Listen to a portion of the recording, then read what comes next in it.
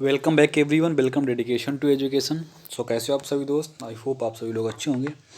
जैसा कि सभी दोस्तों को पता है कि जो हमारी टेस्ट सीरीज चल रही है आस्था आईएएस की, जो आस्था आईएएस के द्वारा एक टेस्ट सीरीज चलाई जा रही है, उसमें हम लोग आपको टेस्ट नंबर 1 के तीनों पार्ट प्रोवाइड करा दिए, जिसमें 150 क्वेश्चन थे। उसका टेस्ट नंबर 2 का जो 50 क्वेश्चन है वो भी आपको कंप्लीट करा दिए हैं। आज हम इस वीडियो में देखेंगे उसके आगे के क्वेश्चन, जो टेस्ट नंबर 2 का है। 50 का कंप्लीट हो गए थे, उसके बाद आज से हम देखेंगे 51 से जितने क्वेश्चन हैं सारे क्वेश्चन पर डिस्कस करूंगा और आप सभी दोस्तों को समझाने की कोशिश करूंगा। यदि आप लोगों ने अभी तक प्रीवियस जितने भी टेस्ट मैंने कंप्लीट कराए हैं, यदि आप सभी लोगों ने टेस्टों को नहीं देखा है तो आपकी सुविधा के लिए एक प्लेलिस्ट क्रिएट कर दी गई है, जहाँ पे सारे टेस्ट को ऐड कर दिया गया है। वहाँ से आप जाकर उसका जो लिंक है प्लेलिस्ट का वो डिस्क्रिप्शन बॉक्स में दे दिया गया है, वहाँ से आप लोग सारे टेस्ट को देख सकते हैं। और आप लोगों के पास अप्रॉक्स आज से 13 डेज बचा हुआ है, तो आप लोगों के पास काफ़ी कम समय बचा हुआ है। जो इसका एग्ज़ाम होने वाला है वो 27 दिसंबर को कंफर्म है। इसका एडमिट कार्ड जो है वो भी जल्द ही आने वाला है। तो आप लोगों के पास सबसे ज़्यादा यही है कि आप लोग जितना टेस्ट सॉल्व करेंगे उतना ही आपके लिए सफिशिएंट रहेगा, क्योंकि इस समय आपके लिए टेस्ट ही बेहतर है। और फिर प्रीवियस ईयर के जितने भी क्वेश्चन हैं उनको आप लोग सॉल्व कीजिएगा, और जितनी भी टेस्ट सीरीज चलाई जा रही हैं उनको आप सॉल्व कीजिएगा, जिससे आपको एक आइडिया लगेगा कि क्वेश्चन कैसे आते हैं। तो चलिए दोस्तों, समय को नष्ट ना करते हुए सेशन कंटिन्यू करते हैं और देखते हैं कि 51 क्वेश्चन हमारा क्या है टेस्ट नंबर 2। नेक्स्ट हमारा क्वेश्चन है 51, राष्ट्रीय भाषाई अल्पसंख्यक आयुक्त कार्यालय की स्थापना कब की गई थी? यानी आपको बताना है कि किस सन में जो भाषाई अल्पसंख्यक आयुक्त कार्यालय की स्थापना की गई थी, कब की गई थी। ऑप्शन में यहाँ पे दिया गया है 1957 ईस्वी में, ऑप्शन बी है 1953 ईस्वी में, ऑप्शन सी है 1951 ईस्वी में, और ऑप्शन डी है 1979 ईस्वी में। तो दोस्तों इसका राइट आंसर बताना है आपको कि इसका राइट आंसर क्या हो जाएगा। तो दोस्तों इसका राइट आंसर हो जाएगा 1957 ईस्वी में। यानी 1957 ईस्वी में राष्ट्रीय भाषाई अल्पसंख्यक आयुक्त कार्यालय की स्थापना की गई थी। तो इसका राइट आंसर हमारा क्या हो जाएगा यहाँ पे, ऑप्शन नंबर ए 1957। नेक्स्ट देखते हैं। नेक्स्ट है, निम्नलिखित में से कौन सा कथन सत्य है? यानी आपको यहाँ बताना है कौन सा कथन सत्य है। तो ऑप्शन ए है, राष्ट्रपति अपने पद पर अधिकतम 2 बार निर्वाचित हो सकता है। ऑप्शन बी है, संविधान द्वारा 7वीं अनुसूची में केंद्र और राज्यों के मध्य विधायी विषयों के संबंध में त्रिस्तरीय व्यवस्था की गई है। ऑप्शन नंबर सी है, राष्ट्रपति की मृत्यु, त्यागपत्र इत्यादि की स्थिति में नवनिर्वाचित राष्ट्रपति का कार्यालय पूर्व राष्ट्रपति के शेष बचे समय के लिए नियुक्त होती है। ऑप्शन नंबर डी है, एक उम्मीदवार के रूप में चुनाव लड़ने के लिए एक व्यक्ति को मतदाता के रूप में जनप्रतिनिधित्व अधिनियम 1951 को धारा 4D के तहत पंजीकृत होना चाहिए। ऑप्शन नंबर ई है, उपयुक्त में से कोई नहीं या उपयुक्त में से एक से अधिक। तो दोस्तों सबसे पहले आपको बता दूं, यहाँ पे आपसे पूछा गया है कि यहाँ पे कौन से कथन सत्य हैं। यहाँ पे आपको बताना है कि कौन से कथन सत्य हैं। तो यहाँ पे ऑप्शन नंबर ई इसलिए सही हो जाएगा क्योंकि यहाँ पे उपयुक्त में से अधिक जो हैं कथन सत्य हैं, क्योंकि यहाँ पे कोई भी कथन जो है सत्य, एक से अधिक कथन सत्य हैं। तो इसलिए यहाँ पे आंसर क्या हो जाएगा, ऑप्शन नंबर ई। क्या हो जाएगा, ऑप्शन नंबर ई। यानी यहाँ पे ऑप्शन बी और ऑप्शन डी सही है। कौन सा है, ऑप्शन बी और डी सही है, क्योंकि संविधान द्वारा 7वीं अनुसूची में केंद्र और राज्यों के मध्य विधायी विषयों के संबंध में त्रिस्तरीय व्यवस्था की गई। ये भी हमारा राइट हो जाएगा। उसके बाद डी ऑप्शन ये है, एक उम्मीदवार के रूप में चुनाव लड़ने के लिए एक व्यक्ति को मतदाता के रूप में जनप्रतिनिधित्व अधिनियम 1951 की धारा 4D के तहत पंजीकृत होना अनिवार्य है। ये दोनों कथन ही सत्य हैं। उसके बाद जो ऑप्शन फर्स्ट है तो ये वहाँ रॉन्ग हो जाएगा, क्योंकि राष्ट्रपति अपने पद पर अधिकतम 2 बार निर्वाचित हो सकता है। हाँ, अमेरिका में ऐसा है। यानी अगर आप अमेरिका में देखोगे तो वहाँ पे कोई भी अगर राष्ट्रपति है वो 2 बार से अधिक निर्वाचित नहीं हो सकता है, लेकिन भारत में ऐसा कुछ भी नहीं है, आप कितनी भी बार राष्ट्रपति बन सकते हो। उसके बाद सी ऑप्शन जो देखते हैं, सी ऑप्शन क्या है, सी है, राष्ट्रपति की मृत्यु, त्यागपत्र इत्यादि की स्थिति में नवनिर्वाचित राष्ट्रपति के कार्यकाल पूर्व राष्ट्रपति के शेष बचे समय के लिए नियुक्त होती है। यानी इसका मतलब ये नहीं हो जाएगा जब कोई भी अगर राष्ट्रपति जैसे उसकी मृत्यु हो गई या किसी भी कारणवश वो त्यागपत्र दे देता है तो इसके बाद अगर कोई भी नवनिर्वाचित राष्ट्रपति होगा तो ऐसा नहीं होगा कि जो जो मतलब पूर्व में राष्ट्रपति हैं उनका जो, जैसे कोई भी राष्ट्रपति है उसकी मृत्यु हो गई, उसने 3 साल का ही कार्यकाल किया, उसके बाद में उसका 2 साल का कार्यकाल बचा हुआ है। अगर कोई भी नवनिर्वाचित राष्ट्रपति होगा तो ऐसा नहीं होगा कि वो 2 साल ही केवल उसका मतलब कार्यकाल रहेगा। वो अगर नवनिर्वाचित होगा तो उसका भी कार्यकाल 5 साल, मतलब उसका शेष बचा हुआ राष्ट्रपति का वो नहीं ग्रहण करेगा। यानी कि जब नवनिर्वाचित राष्ट्रपति होगा उसका कार्यकाल जो होगा वो 5 वर्ष से होगा। तो ये चीज़ आपको यहाँ पे याद रखना है। अब नेक्स्ट क्वेश्चन देखते हैं। नेक्स्ट हमारा क्वेश्चन क्या है? नेक्स्ट है, न्यायिक समीक्षा की शक्ति किसे प्रदान की गई है? ऑप्शन नंबर ए है सिर्फ सर्वोच्च न्यायालय को। ऑप्शन नंबर बी है सिर्फ उच्च न्यायालय को। ऑप्शन नंबर सी है उच्च न्यायालय एवं अधीनस्थ न्यायालय को। ऑप्शन नंबर डी है उच्चतम न्यायालय एवं सभी अधीनस्थ न्यायालय को। और ऑप्शन ये है उपयुक्त में से कोई नहीं या उपयुक्त में से एक से अधिक। तो दोस्तों इसका राइट आंसर क्या हो जाएगा? इसका राइट आंसर हो जाएगा ऑप्शन नंबर ई, क्योंकि यहाँ पे एक से अधिक ऑप्शन जो हैं सही हैं। क्योंकि जो न्यायिक समीक्षा की शक्ति है वो उच्चतम न्यायालय और उच्च न्यायालय, यानी उच्चतम न्यायालय और उच्च न्यायालय दोनों को ही न्यायिक समीक्षा की शक्ति प्राप्त है। तो इसलिए हमारा राइट आंसर क्या हो जाएगा? ऑप्शन नंबर ई, यानी ऊपर में से एक से अधिक सही क्वेश्चन है। अगला देखते हैं, अगला क्या है? अगला है, इनमें से कौन सी वीटो शक्ति भारतीय राष्ट्रपति को प्राप्त नहीं है? ये चीज़ आपको यहाँ पे याद रखना अच्छे से। यहाँ पे अगर क्वेश्चन पूछा जाता है कि नहीं है तो आप लोग को ये चीज़ याद रखना है, यहाँ पे नहीं पूछा गया है, यानी है नहीं पूछा गया कि नहीं है। तो कि कौन सी जो वीटो शक्ति है वो भारतीय राष्ट्रपति को प्राप्त नहीं है? तो ऑप्शन नंबर ए है अत्यंतिक वीटो। ऑप्शन बी है पॉकेट वीटो। ऑप्शन सी है विशेषित वीटो। और ऑप्शन डी है लंबनकारी वीटो। और ऑप्शन ई है उपरोक्त में से कोई नहीं। तो दोस्तों इसका राइट आंसर क्या हो जाएगा? इसका राइट आंसर हो जाएगा ऑप्शन नंबर सी। क्या हो जाएगा? Option number C. क्योंकि जो विशेषित वीटो है वो भारतीय राष्ट्रपति को प्राप्त नहीं है, लेकिन जो अमेरिका के राष्ट्रपति हैं, अमेरिका के जो राष्ट्रपति होते हैं उनको विशेषित वीटो जो शक्ति है वो प्राप्त है। लेकिन भारत के राष्ट्रपति को केवल अत्यंतिक वीटो, पॉकेट वीटो और लंबनकारी वीटो, यही 3 वीटो प्राप्त हैं। तो ये चीज़ आपको याद रखना। लेकिन विशेषित जो वीटो है वो केवल अमेरिकी राष्ट्रपति को ही प्राप्त है। अगला देखते हैं। अगला है, इनमें से किस अनुच्छेद में राज्य विधानमंडल के सदस्य चुने जाने हेतु अर्हताओं का उल्लेख किया गया? यानी संविधान के किस अनुच्छेद में मेंशन किया गया है कि विधानमंडल के सदस्य के बारे में? तो ऑप्शन ए है अनुच्छेद 171। ऑप्शन बी है अनुच्छेद 159। ऑप्शन सी है अनुच्छेद 153 और ऑप्शन डी है अनुच्छेद 213। तो दोस्तों इसका राइट आंसर क्या हो जाएगा? इसका राइट आंसर हो जाएगा ऑप्शन नंबर सी। क्या हो जाएगा? ऑप्शन नंबर सी, यानी कि अनुच्छेद 173 में राज्य विधानमंडल के सदस्य चुने जाने की अर्हता का उल्लेख किया गया। किस अनुच्छेद में? अनुच्छेद 173 में। अगला देखते हैं। अगला है, निम्नलिखित में से कौन से कथन सत्य हैं? यानी आपको यहाँ पे बताना है कौन से कथन सत्य हैं। ऑप्शन ए है राज्यपाल का पद केंद्र सरकार के अधीन होता है। ऑप्शन नंबर बी है राष्ट्रपति पर महाभियोग संसद के दोनों सदनों में लाया जा सकता है। ऑप्शन सी है राष्ट्रपति के महाभियोग में सिर्फ राज्यसभा के मनोनीत सदस्य भाग नहीं लेते हैं। ऑप्शन नंबर डी है किसी भी व्यक्ति को 2 या 2 से अधिक राज्यों के राज्यपाल को नियुक्त का प्रावधान 9वें संविधान संशोधन में किया गया है।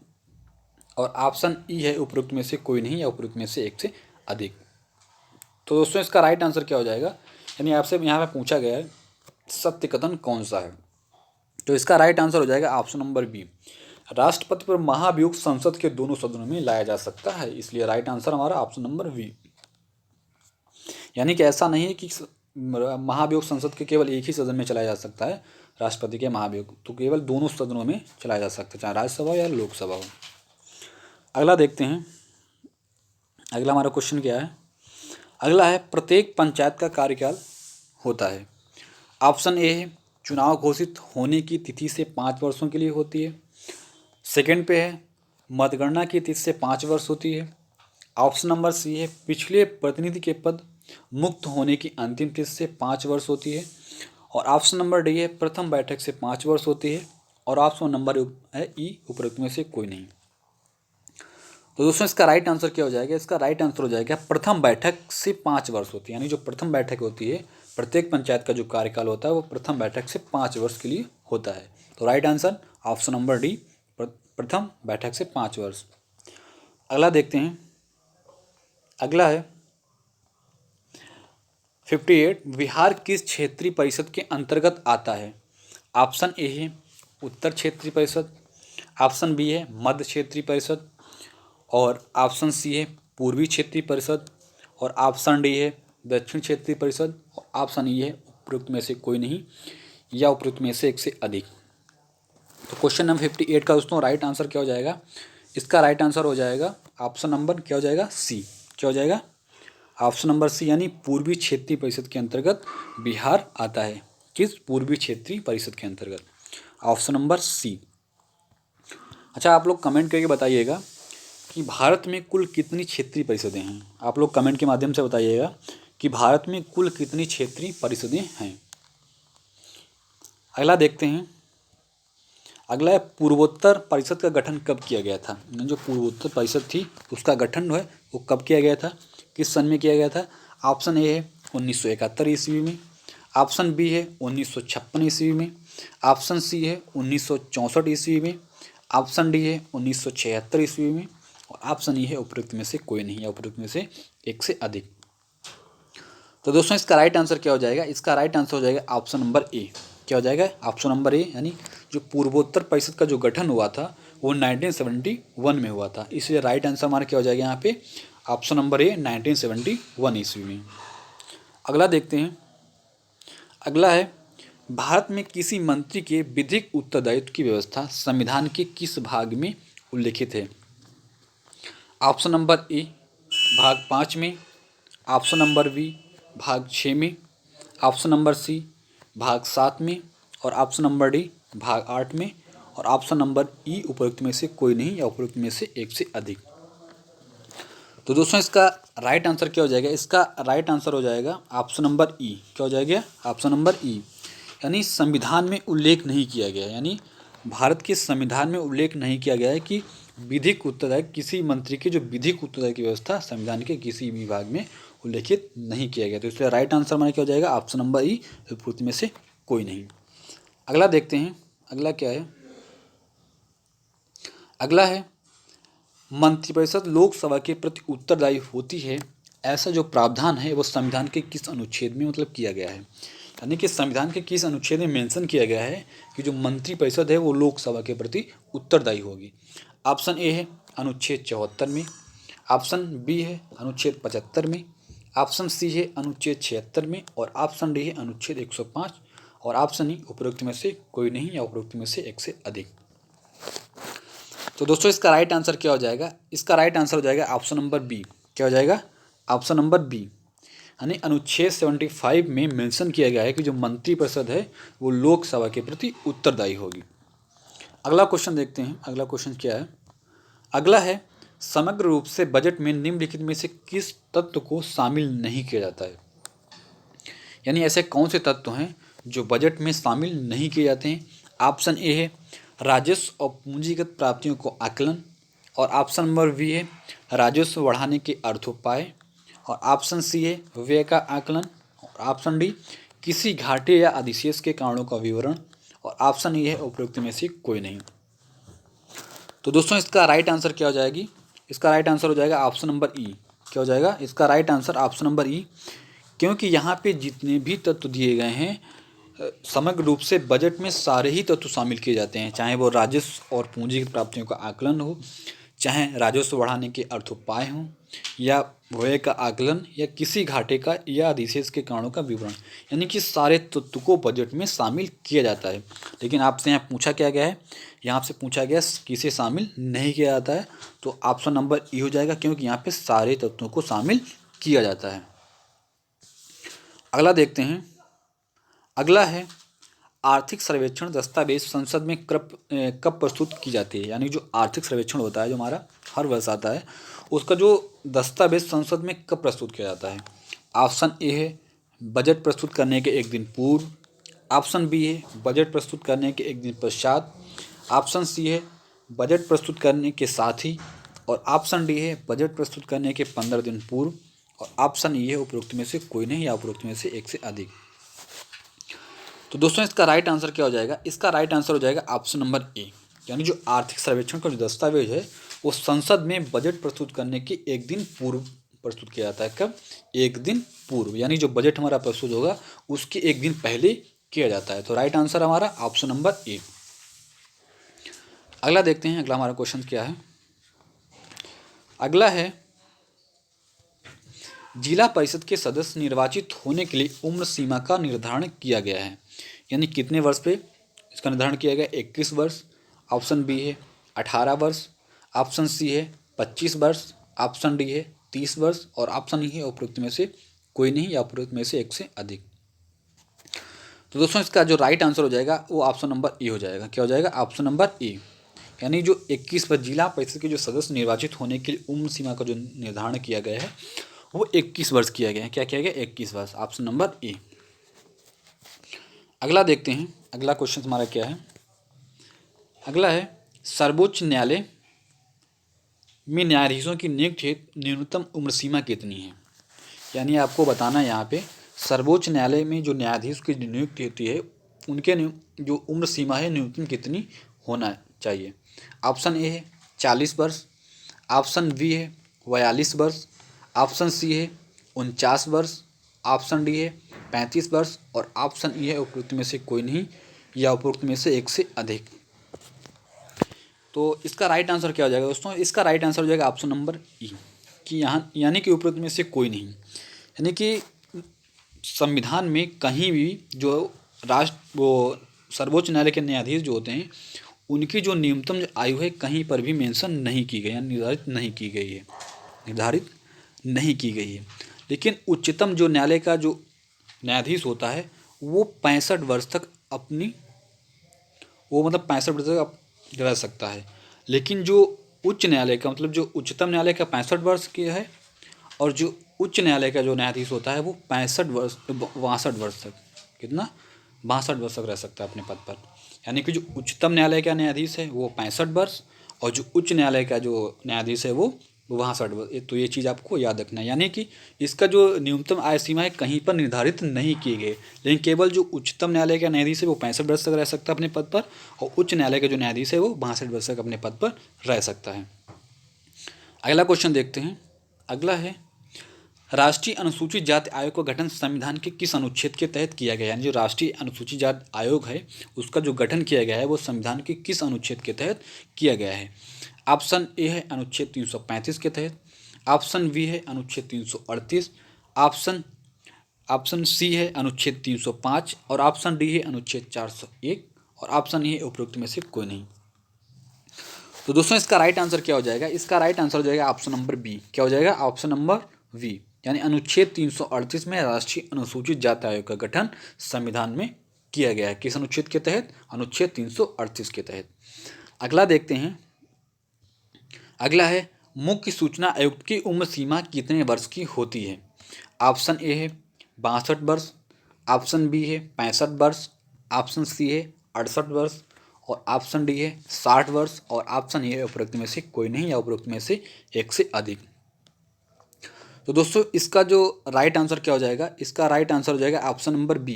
क्या हो जाएगा? ऑप्शन नंबर बी, यानी 65 वर्ष। यानी कि इसका मतलब क्या है कि जो पद ग्रहण से 5 वर्ष या 65 वर्ष तक जो अपनी मतलब जो भी पहले हो जाए, चाहे वो 5 वर्ष पहले हो या 65 वर्ष की जो आयु जो भी पहले हो जाएगा वो अपने पद पर रह सकता है। लेकिन यहाँ पे आपको एक चीज़ याद रखना है, काफ़ी इंपॉर्टेंट चीज़ है, ये जो मुख्य सूचना आयुक्त होता है ये पुनर्निर्वाचित नहीं हो सकता, यानी कि पुनर्निर्वाचित नहीं हो सकता है, यानी दूसरी बार ये पद पर नहीं रह सकता है। तो ये चीज़ आपको याद रखना है। अगला है, मुख्य सूचना आयुक्त के वेतन भत्ते होंगे। ऑप्शन ए है उच्च न्यायालय के मुख्य न्यायाधीश, ऑप्शन बी है भारत के नियंत्रक के महालेखा परीक्षक का है, ऑप्शन सी है मुख्य निर्वाचन आयुक्त का है, ऑप्शन डी है संसद विधि बनाकर निर्धारित करती है और ऑप्शन ई है उपरोक्त में से कोई नहीं या उपरोक्त में से एक से अधिक। तो दोस्तों इसका राइट आंसर क्या हो जाएगा? ऑप्शन नंबर सी।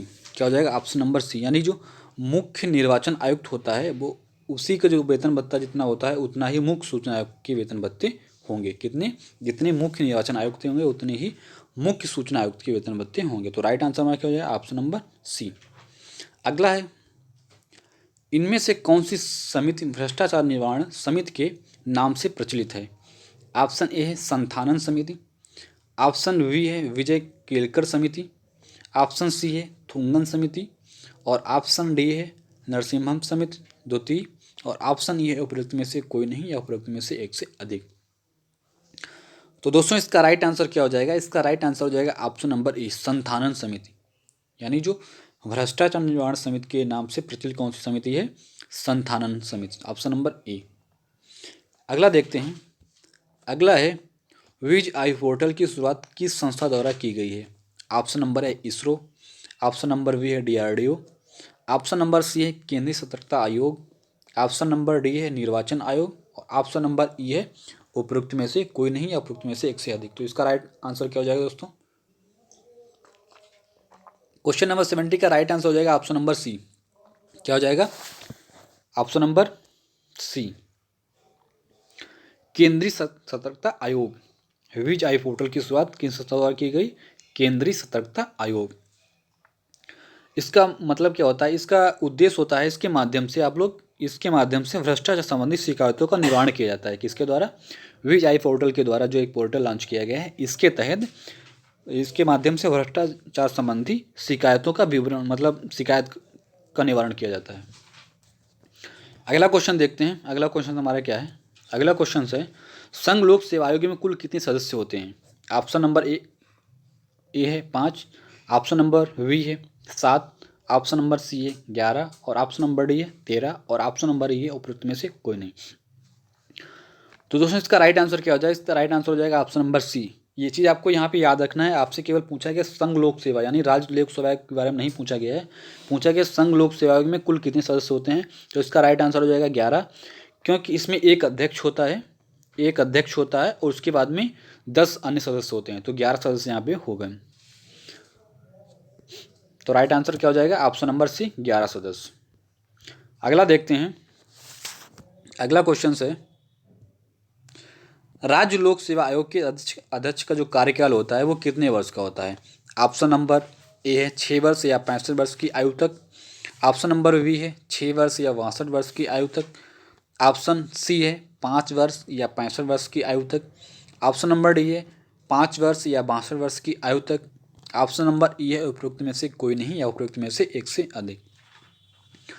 तो दोस्तों इसका राइट आंसर क्या हो जाएगा? इसका राइट आंसर हो जाएगा ऑप्शन नंबर बी, यानी जो राज्य लोक सेवा आयोग के अध्यक्ष का जो कार्यकाल होता है वो 6 वर्ष होगा या 62 वर्ष की आयु तक, यानी जो भी पहले हो जाए उसी समय तक उसका कार्यकाल रहता है।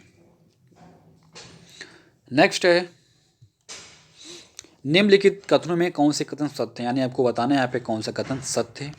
तो ऑप्शन नंबर ए राष्ट्रीय मानवाधिकार आयोग एक संवैधानिक निकाय है, ऑप्शन नंबर बी है मानवाधिकार आयोग त्रिस्तरीय होता है, ऑप्शन नंबर सी है मानवाधिकार आयोग एक अध्यक्ष व 3 सदस्य होते हैं, ऑप्शन नंबर डी है मानवाधिकार आयोग के अध्यक्ष की नियुक्ति राष्ट्रपति गठित प्रधानमंत्री की अध्यक्षता में 7 सदस्यीय समिति के द्वारा की जाती है और ऑप्शन नंबर ई है उपरोक्त में से कोई नहीं। तो दोस्तों इसका राइट आंसर क्या हो जाएगा? इसका राइट आंसर हो जाएगा ऑप्शन नंबर बी। क्या हो जाएगा? ऑप्शन नंबर बी, यानी मानवाधिकार आयोग जो होता है वो त्रिस्तरीय होता है। तो राइट आंसर हमारा ऑप्शन नंबर बी मानवाधिकार आयोग त्रिस्तरीय होता है। यहाँ से आप पूछा गया कौन सा कथन सत्य है, तो ये वाला कथन हमारा सत्य हो गया। अगला क्वेश्चन देखते हैं। अगला क्वेश्चन है राष्ट्रीय मानवाधिकार आयोग के सदस्यों का जो कार्यकाल होता है वो कितने वर्ष का होता है? ऑप्शन नंबर ए है 5 वर्ष या 65 वर्ष की आयु तक, ऑप्शन नंबर बी है 6 वर्ष या 70 वर्ष की आयु तक, ऑप्शन नंबर सी है 5 वर्ष या 70 वर्ष की आयु तक, ऑप्शन नंबर डी है 6 वर्ष या 70 वर्ष की आयु तक और ऑप्शन ई है उपरोक्त में से कोई नहीं या उपरोक्त में से एक से अधिक। तो दोस्तों इसका राइट आंसर क्या हो जाएगा? इसका राइट आंसर हो जाएगा ऑप्शन नंबर सी। क्या हो जाएगा? ऑप्शन नंबर सी, यानी 5 वर्ष या 70 वर्ष की आयु तक जो राष्ट्रीय मानवाधिकार आयोग के सदस्य होते हैं उनका कार्यकाल कितना होता है? 5 वर्ष या 70 वर्ष की आयु तक, यानी जो भी पहले हो जाए। अगला देखते हैं।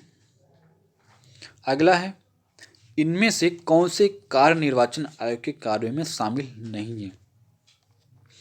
ऑप्शन ए है निर्वाचन नामावली तैयार करना। ऑप्शन बी है राजनीतिक दलों को मान्यता प्रदान करना। ऑप्शन सी है निर्वाचन के समय दलों एवं उम्मीदवारों की आचार संहिता का निर्धारण करना। ऑप्शन डी है संसद के सदस्यों की अयोग्यता से संबंधित मामलों पर राष्ट्रपति को सलाह देना। और ऑप्शन नंबर ई है उपरोक्त में से कोई नहीं। तो दोस्तों यहाँ पे ऑप्शन नंबर ई हो जाएगा। क्यों? यहाँ पे आपसे पूछा गया इनमें से कौन से कार्य निर्वाचन आयोग के कार्य में शामिल नहीं है। आपसे पूछा गया शामिल नहीं है, तो यहाँ पे जितने भी ये कार्य दिए गए हैं सारे कार्य जो हैं वो निर्वाचन आयोग के में शामिल हैं। चाहे वो निर्वाचन नामावली तैयार करना हो, सेकंड पे क्या राजनीतिक दलों को मान्यता प्रदान करना हो, चाहे वो निर्वाचन के समय दलों एवं उम्मीदवारों के लिए आचार संहिता का निर्धारण करना हो, या संसद के सदस्यों की अयोग्यता संबंधित मामलों पर राष्ट्रपति को सलाह। यानी कि जितने भी कार्य हैं सारे कार्य जो हैं निर्वाचन आयोग ही करता है। तो राइट आंसर हमारा क्या हो जाएगा यहाँ पे ऑप्शन नंबर ई। अगला देखते हैं, अगला क्वेश्चन क्या है। अगला है राष्ट्रीय पिछड़ा वर्ग आयोग की स्थापना कब की गई थी। आपको सन बताना है। ऑप्शन ए है 1992 ईस्वी में।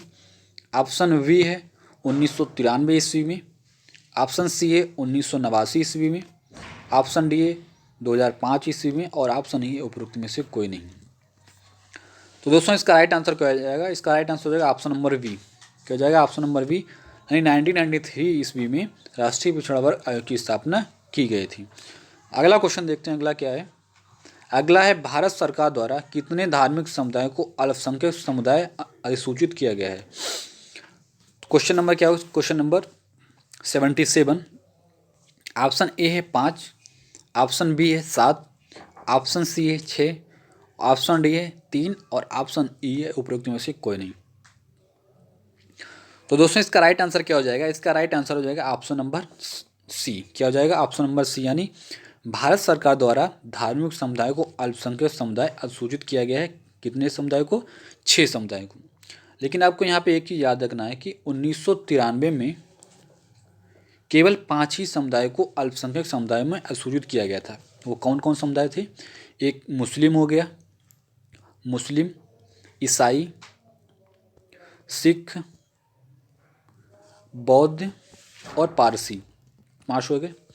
लेकिन 2014 में एक संप्रदाय को और अधिसूचित किया गया था। वो कौन संप्रदाय था? वो जैन संप्रदाय था। यानी कि जैन संप्रदाय को और अधिसूचित किया गया। तो यहाँ पे कितने हो गए? 6। यानी कि 1993 में केवल 5 समुदाय थे, मुस्लिम, ईसाई, सिख, बौद्ध और पारसी। और 2014 में एक समुदाय को अल्पसंख्यक समुदाय अधिसूचित किया गया है। किसको किया गया है? वो जैन समुदाय को। तो यहाँ पे कितना हो गया? 6। अगला देखते हैं। अगला क्वेश्चन है राष्ट्रीय सुरक्षा परिषद का गठन 1966 ईस्वी में किस मंत्रालय द्वारा किया गया था। यानी आपको यहाँ पे मंत्रालय बताना है। ऑप्शन नंबर ए है गृह मंत्रालय, ऑप्शन नंबर बी है रक्षा मंत्रालय, ऑप्शन नंबर सी है श्रम मंत्रालय और ऑप्शन नंबर डी है वाणिज्य मंत्रालय और ऑप्शन नंबर ई है उपरोक्त में से कोई नहीं या उपरोक्त में से एक से अधिक। तो दोस्तों इसका राइट आंसर क्या हो जाएगा। इसका राइट आंसर हो जाएगा ऑप्शन नंबर सी। 78 का राइट आंसर क्या हो जाएगा? ऑप्शन नंबर सी श्रम मंत्रालय। यानी राष्ट्रीय सुरक्षा परिषद का जो गठन किया गया 1966 ईस्वी में वो श्रम मंत्रालय के अंतर्गत किया गया। अगला देखते हैं। अगला है किसी नवीन अखिल भारतीय सेवा का सृजन कौन कर सकता है। यानी किसी भी नवीन अखिल भारतीय सेवा का सृजन कौन कर सकता है। ऑप्शन ए है राष्ट्रपति, ऑप्शन बी है संसद, ऑप्शन सी है लोकसभा और ऑप्शन डी है राज्यसभा और ऑप्शन ई है उपरोक्त में से कोई नहीं या उपरोक्त में से एक से अधिक। तो दोस्तों इसका राइट आंसर क्या हो जाएगा। इसका राइट आंसर हो जाएगा ऑप्शन नंबर डी, यानी जो राज्यसभा होती है किसी भी नवीन अखिल सेवा का सृजन कर सकती है। अगला क्वेश्चन देखते हैं। अगला क्या है। अगला है भारत में नियोजन द्वारा आर्थिक विकास का सिद्धांत सर्वप्रथम किसने दिया था। यानी जो नियोजन का सिद्धांत था वो सर्वप्रथम किसके द्वारा दिया गया था। तो ऑप्शन ए है दादा भाई नौरोजी के द्वारा, ऑप्शन बी है पी महालनोबिस के द्वारा, ऑप्शन सी है एम विश्वेश्वरैया के द्वारा और ऑप्शन नंबर डी है पंडित जवाहरलाल नेहरू और ऑप्शन ई है उपरोक्त में से कोई नहीं या उपरोक्त में से एक से अधिक। तो दोस्तों इसका राइट आंसर क्या हो जाएगा। इसका राइट आंसर हो जाएगा ऑप्शन नंबर सी। क्या हो जाएगा? ऑप्शन नंबर सी, यानी एम विश्वेश्वरैया के द्वारा ही नियोजन द्वारा आर्थिक विकास की सनद को सर्वप्रथम दिया गया था। किसके द्वारा? एम विश्वेश्वरैया के द्वारा। अगला देखते हैं, अगला हमारा क्वेश्चन क्या है। अगला है संविधान के किस अनुच्छेद के तहत संघ व राज्य के मध्य विधायी शक्तियों का विभाजन राज्य क्षेत्र के आधार पर किया गया है। यानी संविधान के किस अनुच्छेद के तहत संघ व राज्य के मध्य जो विधायी शक्तियाँ हैं उसका जो विभाजन है वो राज्य क्षेत्र के आधार पर किया गया है। किस अनुच्छेद के अंतर्गत? ऑप्शन नंबर ए है अनुच्छेद 245 के अंतर्गत, ऑप्शन नंबर बी है अनुच्छेद 243, ऑप्शन नंबर सी है अनुच्छेद 238 और ऑप्शन नंबर डी है अनुच्छेद 247 और ऑप्शन नंबर ई क्या है? उपरोक्त में से कोई नहीं या उपरोक्त में से एक से अधिक। तो दोस्तों इसका राइट आंसर क्या हो जाएगा? इसका राइट आंसर हो जाएगा ऑप्शन नंबर ए। क्या हो जाएगा? ऑप्शन नंबर ए, यानी अनुच्छेद 245। ये चीज़ याद रखना है, यहाँ पे 245 से 255 तक किया गया है, यानी अनुच्छेद 245 से 255 तक। अगला देखते हैं, अगला है केंद्र और राज्य के मध्य प्रशासनिक संबंधों को वर्णन संविधान के किस भाग में निहित है? ऑप्शन नंबर ए है भाग 9 में, ऑप्शन नंबर बी है भाग 11 में, ऑप्शन नंबर सी है भाग 13 में, ऑप्शन नंबर डी है भाग 17 में और ऑप्शन नंबर ई है उपरोक्त में से कोई नहीं या उपरोक्त में से एक से अधिक। तो दोस्तों क्वेश्चन नंबर 82 का राइट आंसर हो जाएगा ऑप्शन नंबर वी। क्या हो जाएगा? ऑप्शन नंबर वी, भाग 11 में अनुच्छेद 256 से 263 तक। ये चीज़ याद रखना है यहाँ पे, अनुच्छेद 256 से 263 तक, मानी जो केंद्र और राज्य के मध्य जो प्रशासनिक संबंधों का जो वर्णन किया गया है वो संविधान के भाग 11 और अनुच्छेद 256 से 263 तक किया गया है। अगला देखते हैं, अगला है लघु बचत जमाओं तथा भविष्य निधि के रूप में सरकार को प्राप्त होने वाली धनराशि किस निधि में जमा होती है? ऑप्शन ए है भारत की संचित निधि, ऑप्शन बी है सार्वजनिक खाता, ऑप्शन सी है आकस्मिक निधि और ऑप्शन डी है भविष्य निधि और ऑप्शन ई है उपरोक्त में से कोई नहीं या उपरोक्त में से एक से अधिक। तो दोस्तों इसका राइट आंसर क्या हो जाएगा? इसका राइट आंसर हो जाएगा ऑप्शन नंबर बी। क्या हो जाएगा? ऑप्शन नंबर बी, सार्वजनिक खाता, यानी लघु बचत जमाओं तथा भविष्य निधि के रूप में सरकार को प्राप्त होने वाली धनराशि सार्वजनिक खाता निधि में जमा होती है। अगला देखते हैं, अगला हमारा क्वेश्चन क्या है। अगला है भारत में अभी तक कितनी बार वित्तीय आपात लागू हो चुका है? ऑप्शन ए है 3 बार, ऑप्शन बी है 2 बार, ऑप्शन सी है 1 बार, ऑप्शन डी है 1 बार भी नहीं और ऑप्शन ई है उपरोक्त में से कोई नहीं। तो दोस्तों इसका राइट आंसर क्या हो जाएगा? इसका राइट आंसर हो जाएगा option number D. Option number D, 1 बार भी नहीं, मानी मतलब कि अभी तक भारत में 1 बार भी वित्तीय आपात को लागू नहीं किया जा चुका है। और जो वित्तीय आपात लगाया जाता है राष्ट्रपति के द्वारा, ये राष्ट्रपति के द्वारा लगाया जाता है, वो अनुच्छेद 360 के अंतर्गत ही लगाया जाता है वित्तीय आपात। अगला देखते हैं, अगला क्वेश्चन क्या है। अगला क्वेश्चन है इनमें से कौन से तत्व संघीय प्रणाली के लक्षणों में सम्मिलित नहीं है? ऑप्शन ए है संविधान की सर्वोच्चता, ऑप्शन नंबर बी है शक्तियों का विभाजन, ऑप्शन नंबर सी है लिखित संविधान, ऑप्शन डी है स्वतंत्र सर्वोच्च न्यायालय और ऑप्शन ई है उपरोक्त में से कोई नहीं या उपरोक्त में से एक से अधिक। तो दोस्तों इसका राइट आंसर क्या हो जाएगा? इसका राइट आंसर हो जाएगा ऑप्शन नंबर ई। क्या हो जाएगा? ऑप्शन नंबर ई, यानी यहाँ से आपसे क्या पूछा गया? यहाँ पूछा गया इनमें से कौन से तत्व संघीय प्रणाली के लक्षणों में सम्मिलित नहीं है। तो आपको इसका राइट आंसर हो जाएगा ऑप्शन नंबर ई, क्योंकि यहाँ सारे भी जितने भी ये प्रावधान हैं ये सारे ही सम्मिलित हैं। अगला देखते हैं, अगला है जब संसदीय अध्यक्ष किसी सांसद को बोलने से रोक देता है तथा किसी अन्य सदस्य को बोलने की अनुमति देता है तो संसदीय भाषा में इसे क्या कहा जाता है?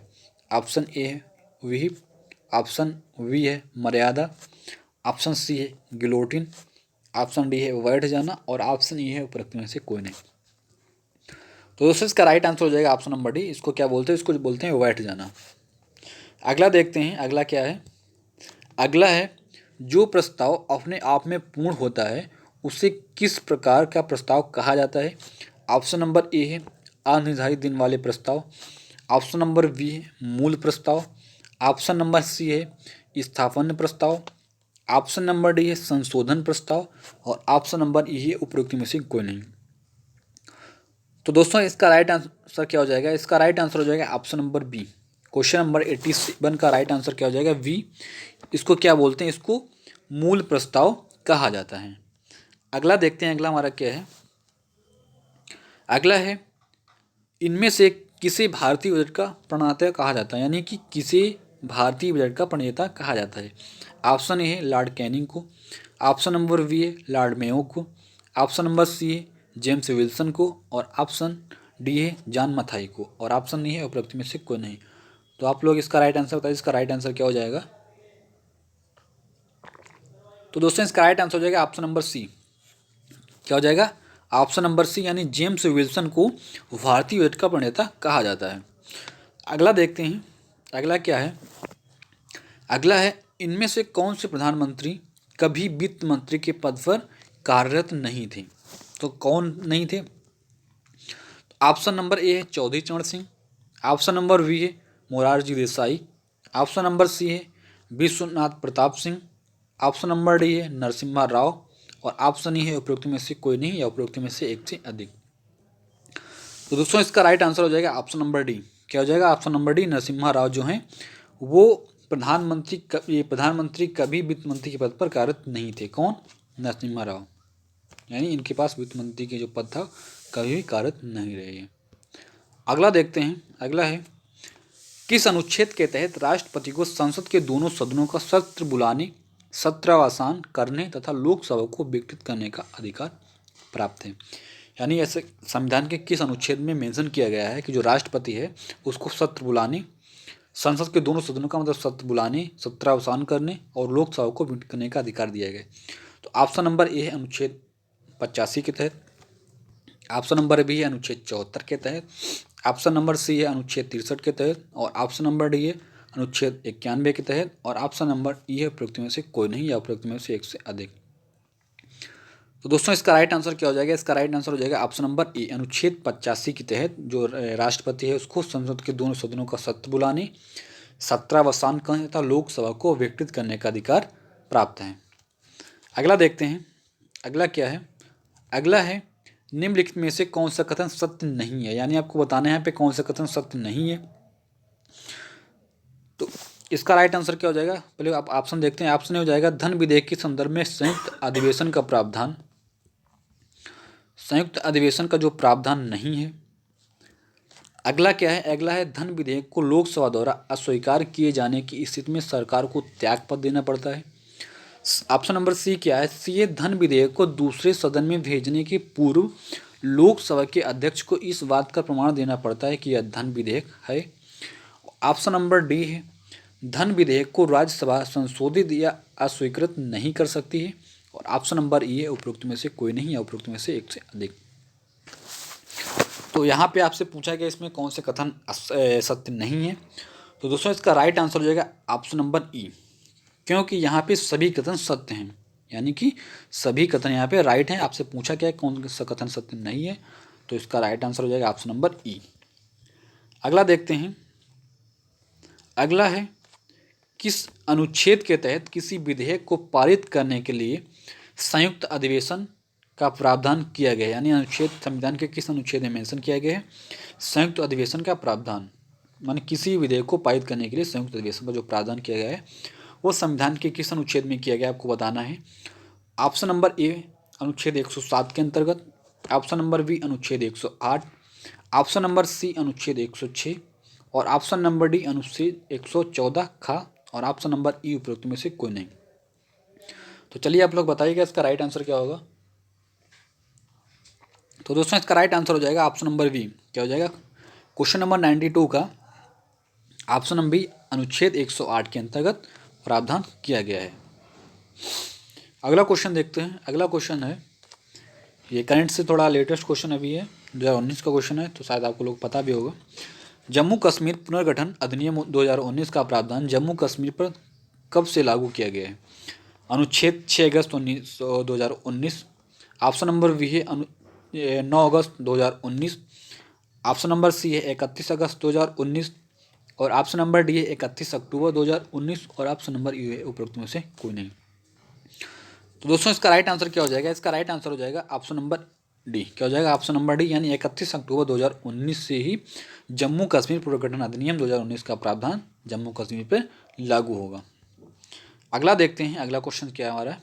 अगला है जम्मू कश्मीर पुनर्गठन अधिनियम 2019 के तहत जो कारगिल को किस क्षेत्र के अंतर्गत रखा गया है, यानी जो कारगिल का जो युद्ध हुआ था पहले, तो आप लोगों को पता होगा शायद कारगिल के बारे में सारी चीज़ें। तो जो इसका जो कारगिल जो क्षेत्र है वो किसके अंतर्गत शामिल किया गया है। ऑप्शन ए है कश्मीर के तहत, ऑप्शन बी है लद्दाख, ऑप्शन सी है हिमाचल प्रदेश और ऑप्शन डी है जम्मू और ऑप्शन ए है उपरोक्त में से कोई नहीं। तो यहाँ पे हिमाचल प्रदेश तो आपको लग ही गया कि रॉन्ग है। तो दोस्तों जो इसको शामिल किया गया है इसको लद्दाख के अंतर्गत शामिल किया गया, ऑप्शन नंबर बी, यानी इसको लद्दाख के अंतर्गत जो कारगिल का क्षेत्र है उसको लद्दाख के अंतर्गत शामिल किया गया है। अगला देखते हैं, अगला है राष्ट्रपति पद के उम्मीदवार की जमानत राशि बचाए रखने के लिए कम से कम कितने मतों को प्राप्त करने की आवश्यकता होती है। ऑप्शन नंबर है 1/3 भाग मत, ऑप्शन नंबर बी है 1/6 भाग मत, ऑप्शन बी है 1/8 और ऑप्शन ए डी है 1/10 भाग मत और ऑप्शन ही उपरोक्त में से कोई नहीं।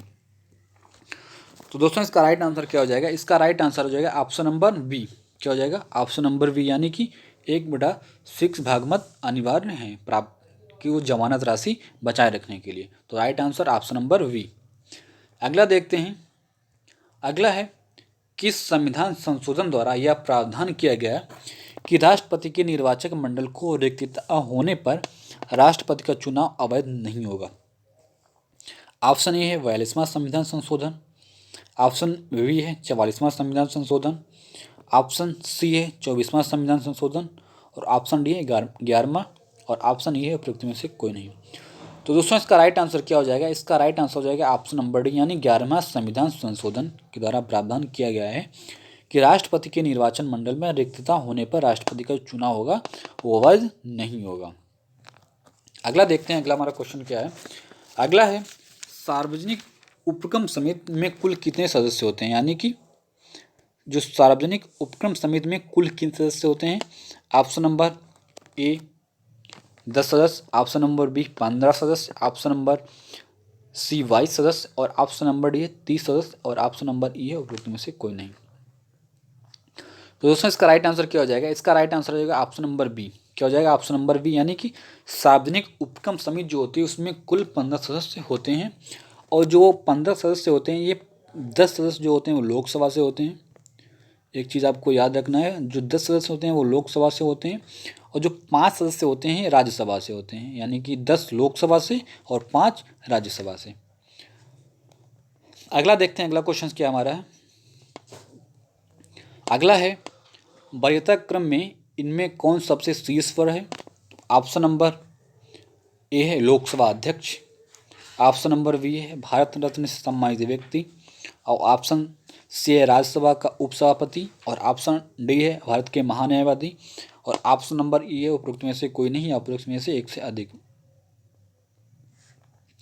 यानी जो आपको बताना है वरीयता क्रम में सबसे शीर्ष पर कौन है। सबसे शीर्ष पर राष्ट्रपति है, सबसे शीर्ष पर कौन है, राष्ट्रपति, राष्ट्रपति है वरीयता क्रम में। लेकिन यहाँ पे जो प्रश्नानुसार यहाँ पे पूछा गया है कि ये इसमें राष्ट्रपति तो है नहीं कहीं भी, तो यहाँ पे सबसे ऊपर क्या हो जाएगा, सबसे जो वरीयता क्रम सबसे शीर्ष पर कौन हो जाएगा, लोकसभा का अध्यक्ष। यानी जो लोकसभा का अध्यक्ष होता है वो भारत के मुख्य जो न्यायाधीश होते हैं उनके पद के समान, मतलब आसीन होने की योग्यता है इसके पास, मतलब भारत के मुख्य न्यायाधीश के समान पद पर आसीन होते हैं जो कौन, लोकसभा का जो अध्यक्ष होता है। लेकिन अगर यहाँ पे राष्ट्रपति होता तो ये आपका आंसर गलत हो जाता है, क्योंकि यहाँ पे शीर्ष पर राष्ट्रपति होता है लेकिन ऑप्शन में राष्ट्रपति नहीं दिया गया है। अगला देखते हैं, अगला क्वेश्चन अगला है निम्नलिखित में से किसका वेतन संचयी निधि पर आधारित नहीं है। ऑप्शन ए है सांसद, ऑप्शन बी है नियंत्रक एवं महालेखा परीक्षक, ऑप्शन सी है महान्यायवादी और ऑप्शन डी है प्रधानमंत्री और ऑप्शन ई है उपरोक्त में से कोई नहीं या उपरोक्त में से एक से अधिक। दोस्तों इसका राइट आंसर क्या हो जाएगा, यहाँ पे इसका राइट आंसर हो जाएगा ऑप्शन नंबर ई, क्योंकि यहाँ पे कोई भी कथन जो है वो यहाँ पे आपसे पूछा गया है कि यहाँ पे वेतन जो है वो संचयी नीति पर भारित नहीं है। यानी यहाँ पे जितने भी सभी का जो वेतन है भारत की संचयी नीति पर ही भारित होता है। यानी चाहे संसद का वेतन भत्ता हो, चाहे वो नियंत्रक या हिमालय का परीक्षक, महान्यायवादी, प्रधानमंत्री, इन सभी का जो वेतन है वो संचयी नीति से ही भारित है। आपसे पूछा क्या गया यहाँ पे, पूछा गया यहाँ संचयी नीति पर भारित नहीं है, यानी कि राइट रॉन्ग हो जाए, क्योंकि यहाँ पे जितने भी हैं सारे का जो संचयी नीति पर ही जो वेतन है वो भारित है। अगला देखते हैं, अगला लास्ट क्वेश्चन से। अगला है अनुच्छेद 170 के अनुसार राज्य की विधानसभा के सदस्यों की अधिकतम और न्यूनतम संख्या की सीमा क्या है। यानी क्वेश्चन क्या है, क्वेश्चन आपसे पूछा गया है अनुच्छेद 170 के अनुसार राज्य की विधानसभा के सदस्यों की अधिकतम और न्यूनतम संख्या क्या है। ऑप्शन ए है 552 और 60, ऑप्शन बी है अधिकतम 500 और न्यूनतम 60, और ऑप्शन सी है अधिकतम 445 और न्यूनतम 50, और ऑप्शन डी है अधिकतम 445 और न्यूनतम 60, और ऑप्शन ई है उपरोक्त में से कोई नहीं या उपरोक्त में से एक से अधिक। तो दोस्तों इसका राइट आंसर क्या हो जाएगा, इसका राइट आंसर हो जाएगा ऑप्शन नंबर बी। क्या हो जाएगा, ऑप्शन नंबर बी, यानी कि अधिकतम जो राज्य की विधानसभा के सदस्य की अधिकतम जो संख्या है वो 500 हो सकती है और न्यूनतम 60 हो सकती है। लेकिन यहाँ पर एक चीज़ याद रखना है कि जो गोवा है, यानी गोवा, ये इसका अपवाद है, क्योंकि गोवा में केवल 4 ही सीटें हैं। कितनी, ये 44 सीटें हैं, 4 नहीं, यहाँ पे केवल 40 ही सीटें हैं। लेकिन आपसे पूछा गया अधिकतम कितनी हो सकती है, अधिकतम 500 और न्यूनतम 60, लेकिन गोवा में ही 40 सीटें हैं। अगर आप मिजोरम में देखेंगे वहाँ पर भी 40 सीटें ही हैं। तो ये चीज़ इसका अपवाद है, ये चीज़ आपको याद रखना है। तो राइट आंसर क्या हो जाएगा, राइट आंसर हो जाएगा ऑप्शन नंबर बी, अधिकतम 500 और न्यूनतम 60 सीटें। तो ये आपकी टेस्ट सीरीज कंप्लीट हो गई है, क्वेश्चन नंबर 100 तक कंप्लीट हो गया। उसके बाद में जो नेक्स्ट पार्ट होगा उसमें हम लोग इसके आगे क्वेश्चन देखेंगे, और इसमें आपके 150 क्वेश्चन कंप्लीट होंगे। 100 क्वेश्चन कंप्लीट हो चुके हैं और 50 क्वेश्चन ही बचे हुए हैं, वो आपके नेक्स्ट पार्ट में कंप्लीट होंगे। तो आप सभी लोग ज़्यादा से ज़्यादा प्रैक्टिस कीजिएगा, काफ़ी कम समय बचा हुआ आप लोगों के पास, जितना प्रैक्टिस करेंगे उतना ही आपके लिए बेहतर रहेगा। और आप सभी लोग इस वीडियो को अपने दोस्तों को शेयर कीजिएगा, जिससे सभी दोस्त इस वीडियो का लाभ उठा सकें और सभी दोस्तों तक पहुंच सकें। तो चलिए दोस्तों, आज के लिए बस इतना ही, मिलते हैं न्यू वीडियो में। Thank you so much, thanks for watching.